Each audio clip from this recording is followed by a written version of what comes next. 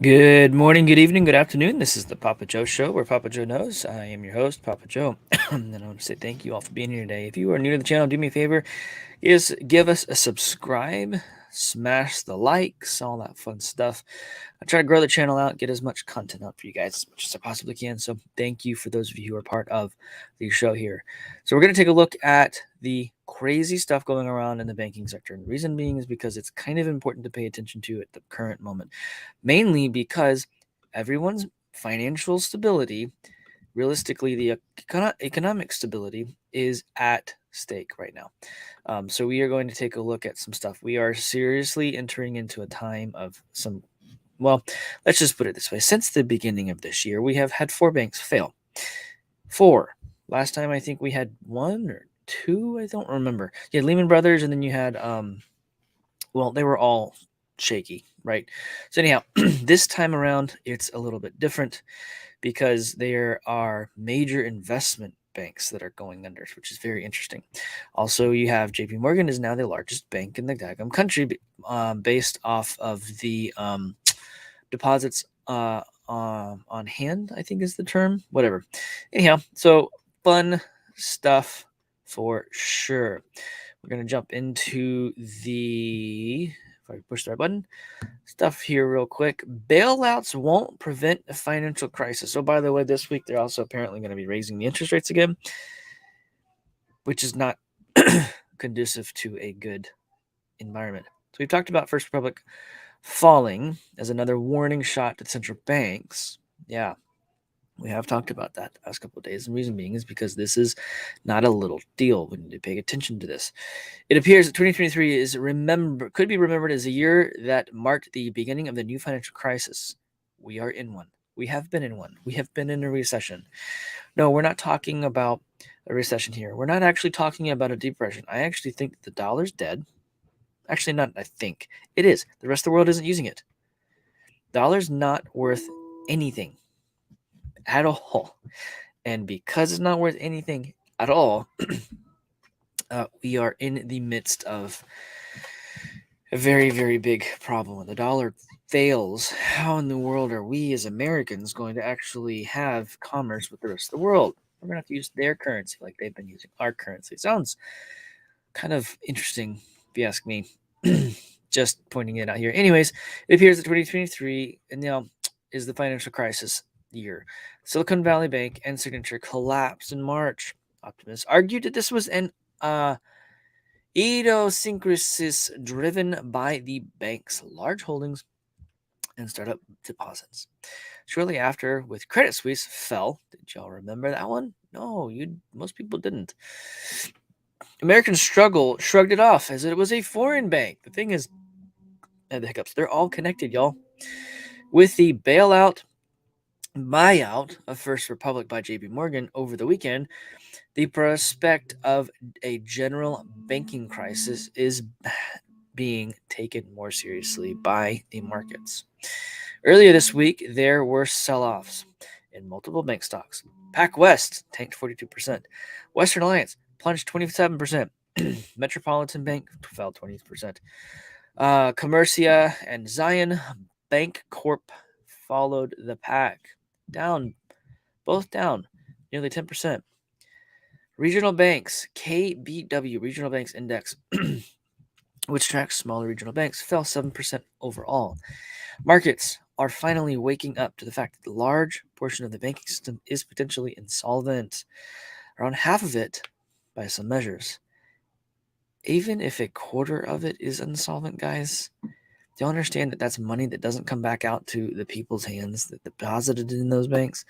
You understand that this type of environment is literally designed to basically be whoever the greater fool is, whoever's going to end out there, the last person standing kind of thing when the music stops. The musical chair environment. Yeah, I'm not playing around when I'm saying this stuff, y'all. You need to understand. This is going to mess with the stock market. It's going to mess with housing. It's going to mess with luxury brands. It's going to mess with everything. Everything's going to be destroyed with all this.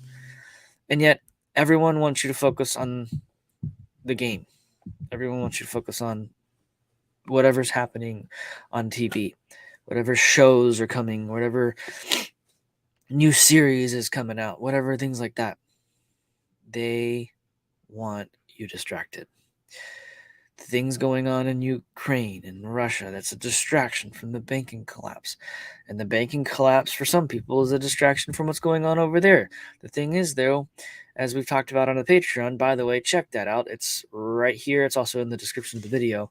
Y'all have got to understand that the things that are happening in the world are happening under your nose and you don't really know about it. And at the end of the day, we're all being drug through the mud effectively against not even knowing it. Nobody knows. Nobody knows. 4 U.S. regional banks. 4 U.S. regional banks in March and April. Stocks of smaller banks continue to sell off, a sign of banking crisis is not over. Deposits, despite regulators' efforts. Yeah, these banks collapsed. Who's next, y'all? Who's next? 1, 2, 3, 4. 4 U.S. regional banks fail in 2 months. Victims of bank runs, sort of, by their customers who were worried, I guess. Excuse me. They typoed this. Whatever. Worried about, where was I? About losing their funds. It all started on March 8th, the announcement of Silvergate, which I called weeks before. They were tied to FTX. FTX was having problems. I found out that that was the bank they were using. I was like, after I dug into what their books and whatnot kind of looked like, I was like, you know what? I bet they're not going to do so well. We'll see. Anyhow, it was the first of the U.S. banks to go out of business in 2020, since 2020. In light of the recent industry and regulatory developments, Silvergate believes that an orderly wind down of Silvergate believes that an orderly wind down, wow, that's wind, whatever, of bank operations and the voluntary liquidation of the bank is best path forward. Yeah, that happened a while back. We did talk about that. If you don't, go watch the videos in the back or past videos. On that day, investors thought that Silvergate was an isolated case because the firm mainly served crypto firms and touched little of other economic sectors. But 2 days later, on March 10th, the most serious banking crisis since the financial crisis of 2008 began, when the Federal Deposit Insurance Corp and the Federal Reserve and the U.S. Treasury Department said that they would close Silicon Valley Bank at complete random. Silvergate did their thing. Now Silicon Valley Bank the move was designed to avoid a spread of its problems to the entire financial system. Basically, they're fighting fire with fire, y'all.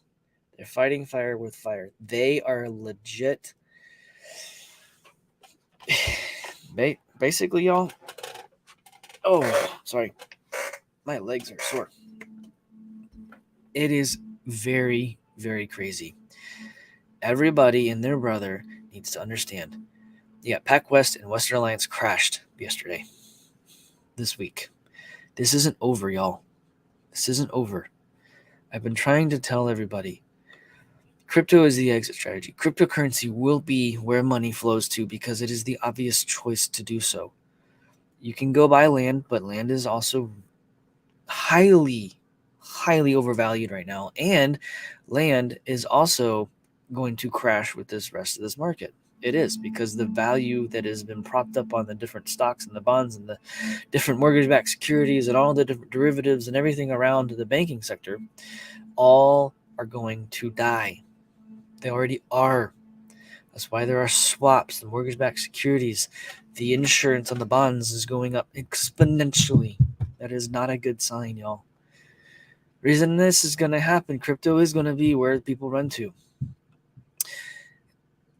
At SEC Chair Arthur Levitt, crypto will be part of American financial system.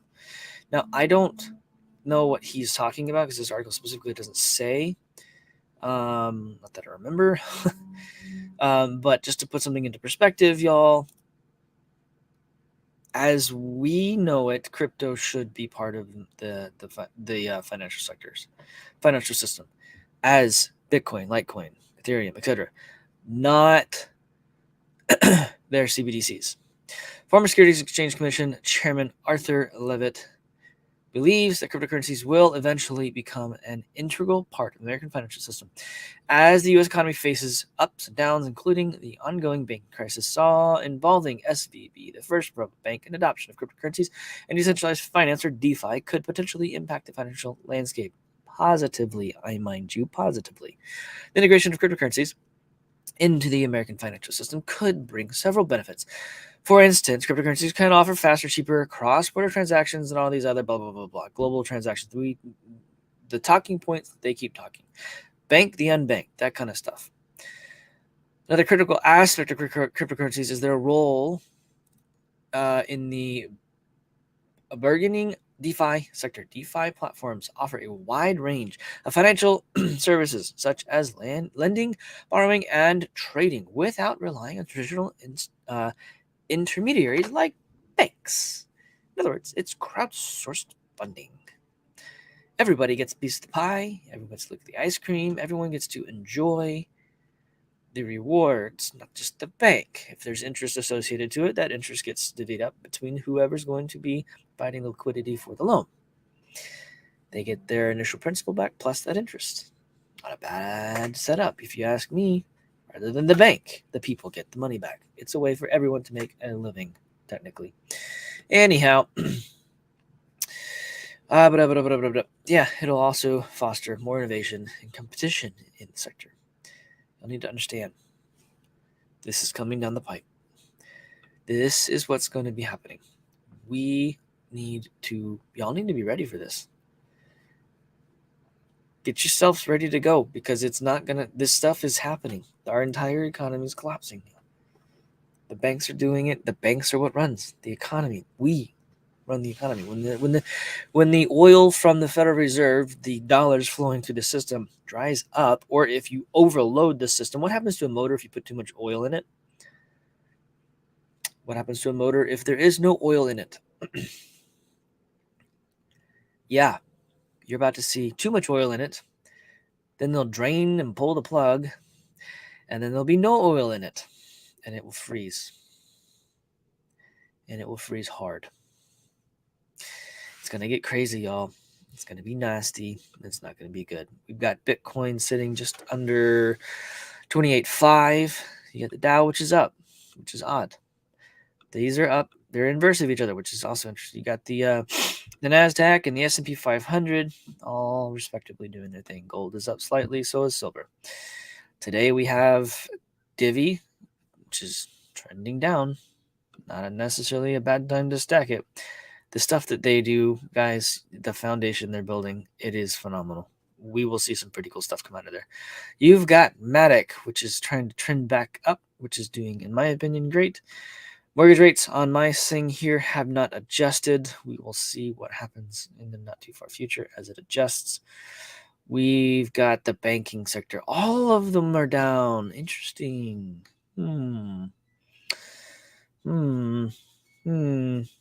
Well, we'll see what happens. First Republic got removed. Bye-bye, First Republic.